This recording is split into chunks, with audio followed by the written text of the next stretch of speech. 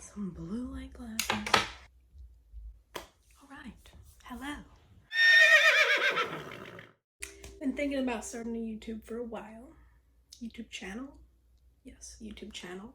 Don't really think I'm the personality type to have one, but I like books. And whenever I'm in a reading slump, I like to watch BookTube so that I can get recommendations or just like see people who like reading, and then I'm like, whoa, I like reading. Why aren't I reading right now?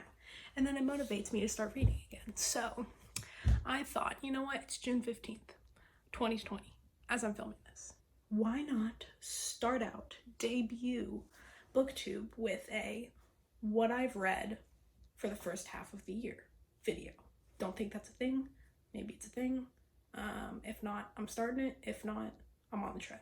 So win-win. Last year, I challenged myself to read 20 books. That was the most I've ever tried to read in 1 year, and I read 25.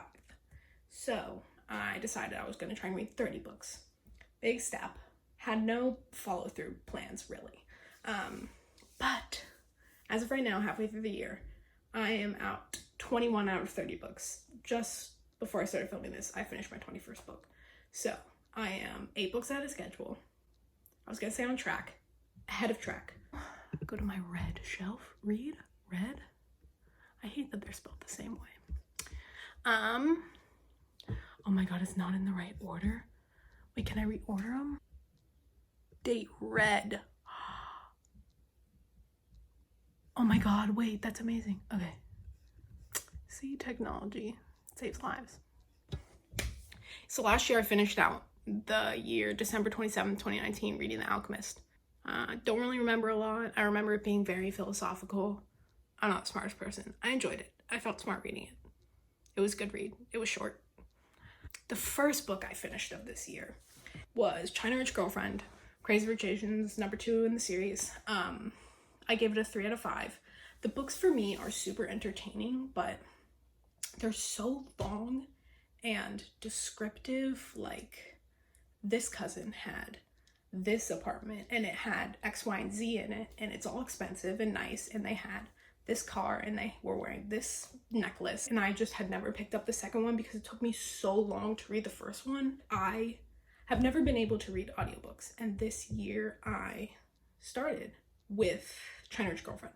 I was like reading it while I walked to class and whatnot, and I fell in love with audiobooks. It was so easy for me to read this one, put it on like 1.5, 1.75, whatever it was. I enjoyed it more than I knew I would if I had read the book. Like, there are some books that I'm finding that I like more on audiobook, and some books that I know I would hate to listen to on audiobook. And it's really just, you have to know yourself and what type of reader you are and to make those sort of judgments and like trial and error. Like, that was my first audiobook that I had read this year.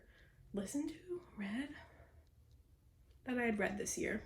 And it really got me interested in audiobooks. That was honestly, I think, the first audiobook I've ever read to completion. Like, I'd started a few before, Neil deGrasse Tyson's book, because I love space, and other stuff, but I'd never been able to finish them. 3 out of 5, audiobook. Good. Next, I read Ninth House by Leigh Bardugo. Leigh Bardugo is a queen. She is one of my favorite authors. I'm on the train, whatever. Ninth House I wasn't sure about, because I love Six of Crows duology, my babies. Read them freshman year of college. I devoured them, and I was hesitant about Ninth House, but I was also very, very hyped. And I remember it took me a while to read it. I finished reading it right before I went into treatment for my eating disorder, so I was like rushed to finish it, but also I'd been reading it for so long, but I wasn't really mentally aware because of my eating disorder. So I feel like I should definitely read it again, because I remember really enjoying it, but I also remember being confused at times. And I think that's just because I wasn't mentally like strong enough to read a book at that point, because I was very sick. But I gave it a 4 out of 5, and I think I would read it again. Like I said, I should. Next, this was while I was in treatment. Brandon Sanderson, The Final Empire. I was unsure about this series because I had never read adult anything besides, I think, like Ninth House and maybe stuff for school in the past. Adult fantasy has always been something that I have been afraid to start because it just seems so daunting, you know? Like something that I wouldn't be able to comprehend. Like when I think of adult books, I've been reading YA for so long that I'm like, I know the formula. Didn't know if there was a cusp I needed to reach in intelligence, I guess, to start reading adult fiction and adult fantasy and adult books in general. But like I said, I was going into treatment and I bought the like box set and I brought it with me, and I knew I wouldn't have my phone or anything, so this would be like my only form of entertainment. And I read the first two and most of the third one in treatment. I actually enjoyed them a lot. Like the magic system with all the medals was something that I'd never seen before, seen anything like. Yeah, I wasn't sure. Different people can burn different metals and that gives them different abilities. And I thought the villains were super cool. With like the spikes, I was always a little bit creeped out by that. Yeah, it was just a really fun thing to do in a time I had to pass the time because there was nothing else to do. When I got out of treatment, I randomly on like my library app rented Magic for Liars by Sarah Gailey because it was available and I didn't really have much to read. I was in the last stages of the last book of the Mistborn series, The Hero of Ages. I had no clue what it was going in. The cover looked cool, gonna be honest, so I read it, listened to it, whatever. I thought it was entertaining. It was a really quick listen. When I understand, it's about like a school for magic, but magic isn't known to everyone, and then this girl's sister is magic, but she isn't, and she's a private detective, and someone gets murdered at their school, and she goes to investigate because the principal asked her to, something like that. Obviously, I remember a lot. I give it a 3 out of 5. Entertaining. Don't know if I'd read it again, but entertaining. And then after that, I finished The Hero of Ages, so I read Final Empire, The Well of Ascension, and Hero of Ages. All of the Mistborn trilogy, I gave them all a 4-star, I think. Just because it was something I'd never seen before, and I thought it was interesting.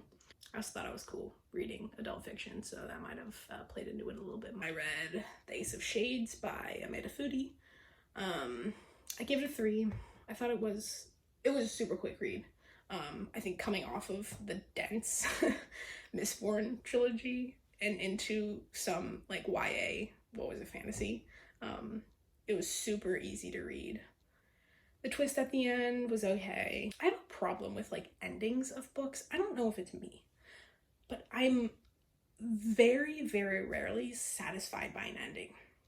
Like I was surprised at how satisfied I was with The Hero of Ages ending, the Mistborn ending, because any book, no matter if it's Throne of Glass series that I read last year, like 8 books, however many there are leading up to the ending, I wasn't satisfied with it.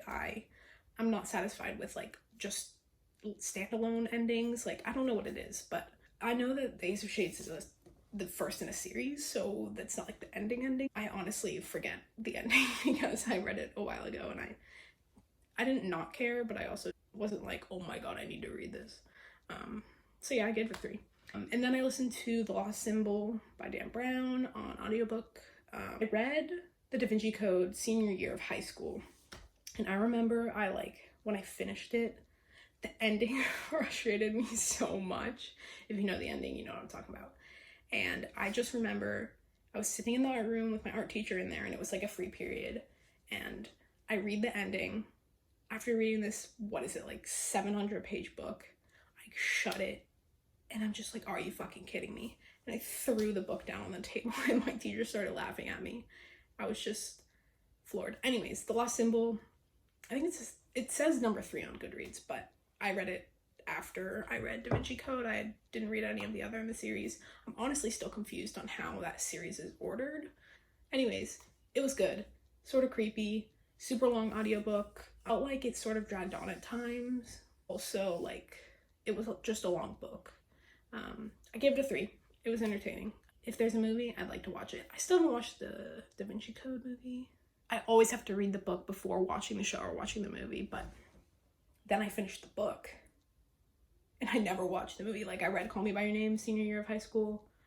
I'm a junior now in college. I still haven't watched the movie.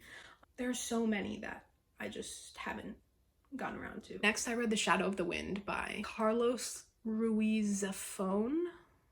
Is that how you say it? I don't know. I think I read this book because Regan on BookTube said that she was reading it. Could be wrong. Don't quote me on that. But I thought this book was really cool. I usually dislike historical fiction. I was really into this book. It's like a mystery about this boy whose dad takes him to like the cemetery of forgotten books, and he chooses a book when he's like 10. He stays up all night reading it when he gets it, and he's like, holy shit, I want to read more of this author's books. Nobody knows the author's name or like any of his books. And so he finds out that someone's been buying up his books and burning all the copies. And so he's trying to find out why, and like the history of this author. A little bit of supernatural, that's the word, elements to it. I thought it was really good. I gave it a 4 out of 5. Next, I read I Wish You All the Best by Mason Deaver. I'm pretty sure I read this in 2 days. I rented this on my library app as an ebook, I'm pretty sure, not an audiobook. That's the one good thing about COVID, I think, so far. Actually, 2 things. It's given me a lot of time to read, and it's given me more of a push to use the online resources from my libraries. Like, I'm registered in Columbus with a library card, and then I have one in Philly for school. So I have like 2 databases to shop from. This was available, and I read it, and it was a really quick read. It was really not teeny bopper, but like very YA. Sort of underdeveloped plot, and it was really character focused, which I figured it would be going in. But then again, they were sort of like 75% the way there, develop wise, and like, I don't know, I give it a 3. Do I remember the ending? It's about this person who is non-binary, but they're in the closet, and then they finally come out to their parents, and their parents kick them out to reach out to their sister, who they haven't talked to in like 10 years. They move schools. They meet this boy. What's his name? I don't know. I should probably look these things up, but I'm not going to. They meet this boy, and he's like showing them around school, but he's still not out yet. The fact that they have to think about that ... relationship ensues ... Then, I read Pretty Girls by Karen Slaughter. I listened to it on audiobook, and I gave it a 4 out of 5. I'm very glad that I listened to it, because it's one of those books that if you listen to it, you can just see it like a movie in your head. Like, there's no second guessing yourself, like imagination wise. Not because it's uber descriptive or like very good like atmospheric setting or whatever. It's just like written in such a way that, because I've watched so many like criminal shows and read so many of these types of books and things like that, like it was so easy for me to get into, and I loved that about it. It was very gory. There's definitely some trigger warnings in there. So if you are someone who does not like violence or is not in a place to read about things like sexual assault, I would not recommend this book to you. Protect yourself. No book is worth harming yourself over reading. Next, I read Field Guide to the North American Teenager. Sort of like I Wish You All the Best, teeny bopper-esque guy navigating high school in Texas. He's from Canada. He just moves to Texas. His parents are divorced. Just him trying to sort of like survive so that he can, I think he wants to go back to Canada because he doesn't like Texas, or just like survive so he can get to college as soon as possible. And then he like makes friendships, romance ensues, ... I read this also on ebook, and I'm pretty sure I also read it in a day, super quick. Something to fill your time with. Then, my first 5-star of the year, Daisy Jones and the Six. Miss Taylor Jenkins Reid really popped off with this one. I never read any of her work before. I know she wrote The 7 Wives of Evelyn Hugo, is that the name of the book? And I've wanted to read that book. If you haven't heard of Daisy Jones and the Six, read it. I'm the type of person who likes to go into any book, even movies and TV shows really, with very little knowledge, because I like any element of being surprised and like not knowing what's gonna happen next at all. But this is about a fictional band and artist in the 60s, 70s, their time making music and touring and just how their lives are affected by the life on the road and fame and all that stuff. And I listened to it on audiobook. Highly recommend, because it is a full cast audiobook. The book is written in, I don't know how to describe it, like interview style. Like each character, it's like the character colon and then what they're saying, because someone's like asking them questions, I guess. And there was a cool twist at the end that I enjoyed too. Next on audiobook, I read The Unseen World by Liz Moore. This is where not knowing what you're getting into really helps you out, because I knew so little about this book going into it, so every single thing was surprising to me. I honestly think, like, because I had such a good experience reading it, I shouldn't say a lot. It has the themes of technology, sci-fi, and then at the twist ending slash, it wasn't really at the end, like the middle of it, I don't know. Sort of like a little bit of history, but not like historical fiction type. I'm very bad at describing this. Also has strong like family themes and like friendship and things like that. Coming of age as well. Very good, 4 out of 5. Next, I read 1984 by George Orwell. I've been trying to read more classics this year. Books that make me feel smarter. I didn't read this in school. And I know it's like one of the books that you should read, so I read it. I can't really say anything bad about it. I gave it a 3 out of 5 solely because I don't think I'm smart enough to read it. Like, I really enjoyed the story for what it was. I'm pretty sure everyone knows what 1984 is, like futuristic, how the government will control us in the future. It's a lot of like subliminal messaging about history and like Russia, I think. And I'm not very familiar with that part of history. If I did have that background knowledge, it would have been even better of a read, so I give it a 3 out of 5. Next, I read Breakfast of Champions by Kurt Vonnegut. Thank you to my friend for letting me borrow this. I gave this book a 5 out of 5. I thought it was really fun, and even though at times it could be a little heavier, like it was overall a pretty light story. Kurt Vonnegut writes in a style that you really don't know what the fuck is gonna come next, and I really like that. I'd never read anything like it. I was gonna say, it sort of reminded me of the footnotes in what's that book by J. Kristoff? Nevernight. Super quick read. It's about, is it an author and a car salesman. Read it. Next, I read the Orange Tree by Samantha Shannon. I'm gonna be honest, I read it because the cover and because I like the clout of reading big books, and I heard it was about dragons, but plot twist, not a plot twist. It's very explicit. The dragons are the villain of the book, which I thought was super cool. Never read a story like that before. It's a little slow in the beginning. I tried to like read it a few times before I actually got into it, and honestly I just didn't get into it.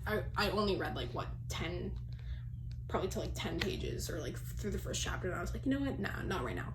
And I think that's really important. Like, if you have a book that you're wanting to read but you open it and you're just really not in the mood to read it, like, you know when you have to put that down to pick it up again, or you know if it's a book you just have to plow through the first 50-100 pages and then you're super into it. And that was this book for me. I had to put it down twice, and then finally the third time I picked it up, I was ready to read it. I liked the representation, some queer characters. I liked the ending, like I said, with my whole ending thing. I liked it, but if you know the ending, let me know. What was up with what was her name? Tane. Is that her name? Tane. That's how I'm gonna say it, Tane. What was up with her at the end? I tried to look it up online, and the author was very vague, and she was like, maybe I'll write a sequel. Screw that. I would probably read a sequel, to be honest, just because I would want to know. I'm comparing this to Mistborn because that was the other, like, if you put them together, it was a big fantasy book. Is this adult? I feel like it's an adult fantasy book. It's not gonna say in the publication. I don't know why I'm looking. So I'm comparing two adult fantasy books to series, whatever. I know Mistborn has a little bit of a step ahead because it was a longer series and therefore got more time to develop. But you had 800 plus pages to give me a bitchin' ending, or at least one that I was very satisfied with. I think I was just so tired at the end of this book that maybe I wasn't reading the ending as astutely as I should have. Maybe that's why I didn't like it that much, because I sort of was getting lost in the final battle and whatever. This isn't a review. If you like fantasy and you don't know what to read next, I'd recommend it. If you're just getting into fantasy, do not read this book.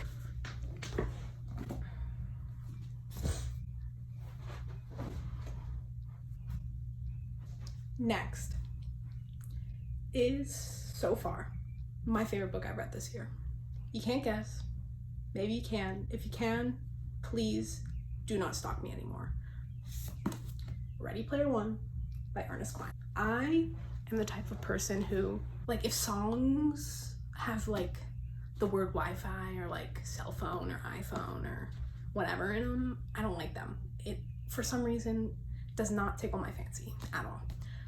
And I'm sort of the same with books. Maybe reading, what was it? The Unseen World, about like AI and stuff like that. Maybe that let me dip my toe in the water so that I was ready for this baby. I've obviously heard of it before because, you know, the movie came out.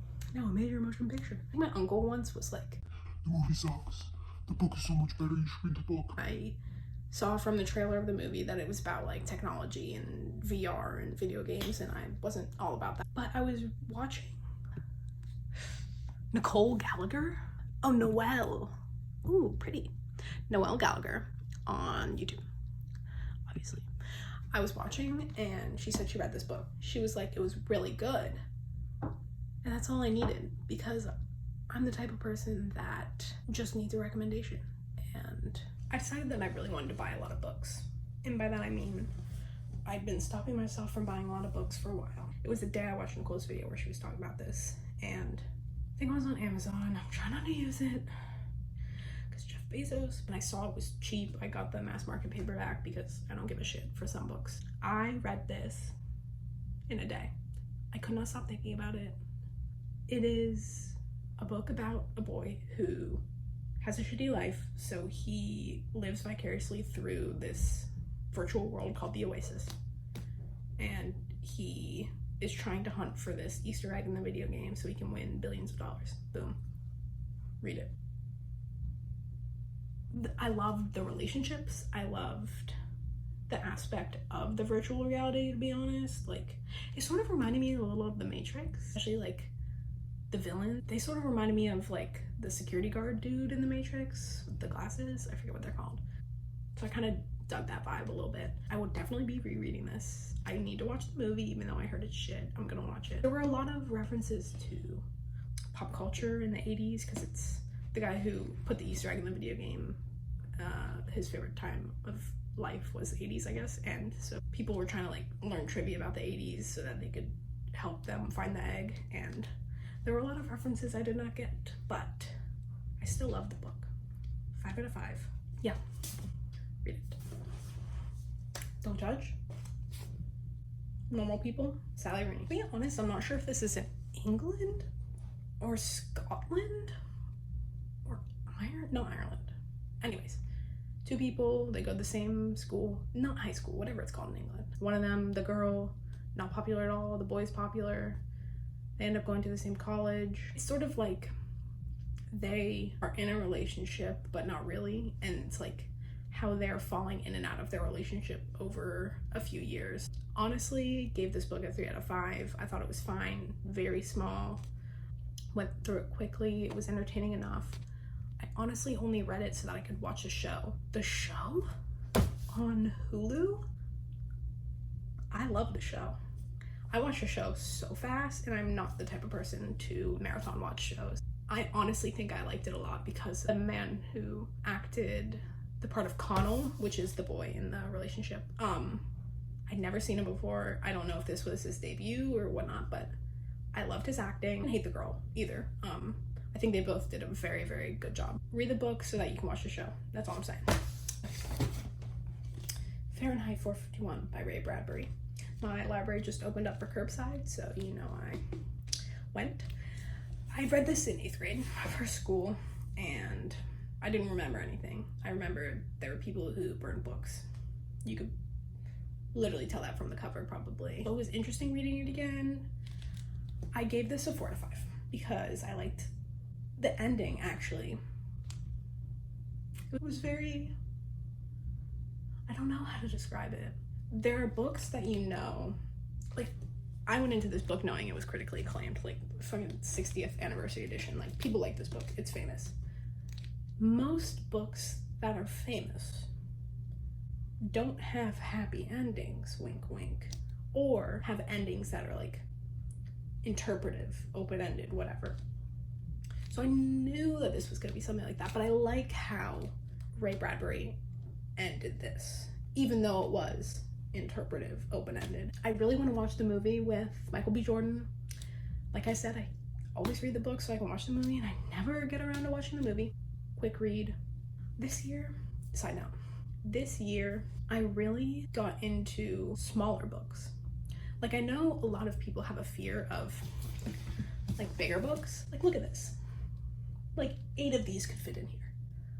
But before this year, I would never even think of picking this book up because like the cloud of reading a big book, because I suck. Short book like this, in my mind, I have no time to get to know the characters, and so I'm gonna be unsatisfied.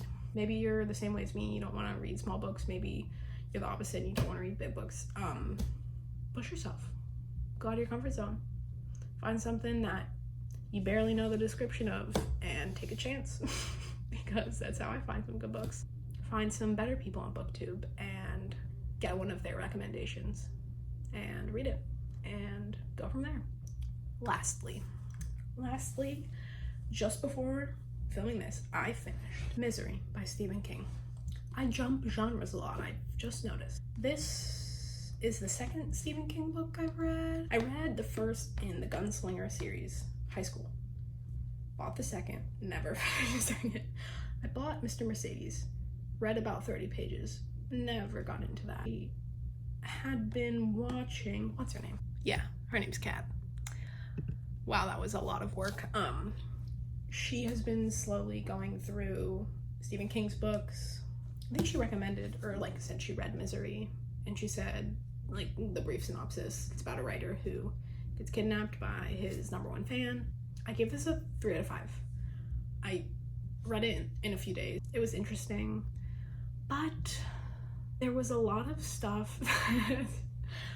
This is a trend. I feel like I wasn't smart enough to read this.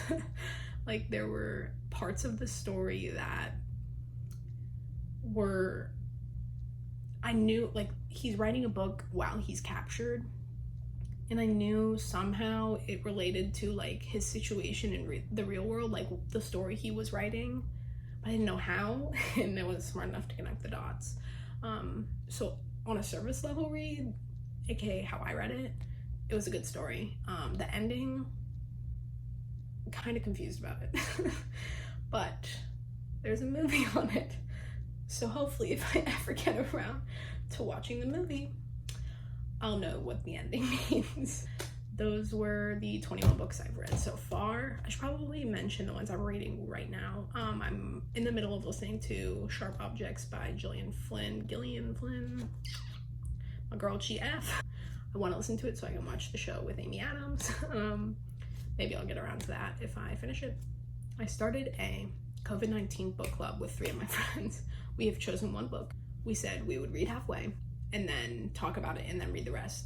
Me and another girl have read halfway weeks ago. The other 2 don't know where they are, so I'm stuck in purgatory, and that book is Middle Game by Seanan McGuire. I've read it so long ago, I don't know if I remember correctly. I remember being really confused at the beginning part, and then slowly I started to understand more, but I'm still up in the air. Like I said, I'm halfway through. I'm thinking of just saying, sorry ladies, I'm gonna read the rest because I'm tired of being halfway through this book. I want to know how it ends. But it's about twins who separated at birth, not like switched at birth type thing, but one of them is really good at math, one of them is really good at like language, English, and they can like talk talk to each other telepathically, but they're also, they might be part of this, not experiment, but as you can tell, I'm very confused, but I'm excited to read the rest.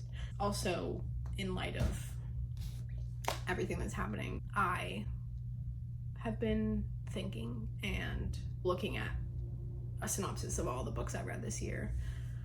I don't think one of them was written by a person of color, a Black person, anyone except white people. And that is something I am avidly trying to change. I'm also trying to not buy books from places like Amazon anymore and start supporting Black-owned bookstores. I think that's a very easy way for me to do what I can to fight racism that is very apparent in the publishing world. I'm not perfect. I didn't even notice it before a few months ago, a few weeks ago. But now I'm changing that, and so next on my to-read list I have My Sister the Serial Killer. I've seen this book in Barnes & Noble, I've seen it online, I've had it in my Goodreads to read for like a year or two. It's time to read it because I love books about serial killers and I like shows about serial killers, and this cover is beautiful.